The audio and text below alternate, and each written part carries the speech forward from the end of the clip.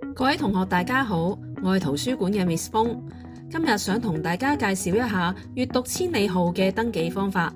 同學只需要打開閱讀全摺嘅第一版，就可以揾到閱讀千里號登入嘅帳號同埋密碼。同學只需要掃描 QR Code 就可以去到平台進行登記。如果同學仲未有登入嘅資料貼紙，可以嚟圖書館問我哋索取。喺主頁嘅右下角會有一個新增記錄嘅加號，撳入呢個加號之後，就會出現新增閱讀記錄。同學喺逢星期一睇完指定中文閱讀日嘅篇章，又或者閱讀完其他嘅圖書，都可以進行登記。登記嘅過程非常簡單，只要你輸入咗閱讀材料嘅名稱，然後揀選返閱讀嘅日期，再選取閱讀材料嘅類型，最後揀選閱讀嘅領域同埋科目，資料無誤就可以撳下一頁，然後就會顯示你獲得嘅閱讀理數，確認資料無誤就可以提交。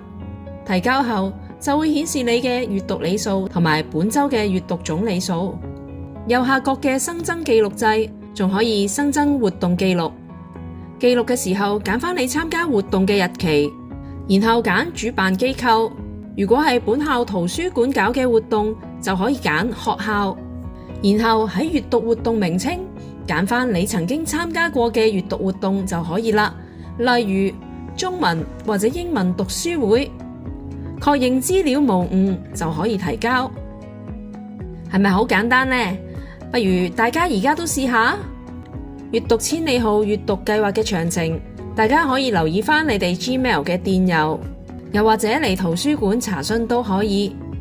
學期結束嘅時候，我哋會揀選全校累積最多閱讀理數嘅首10名學生，成為我哋嘅閱讀船長。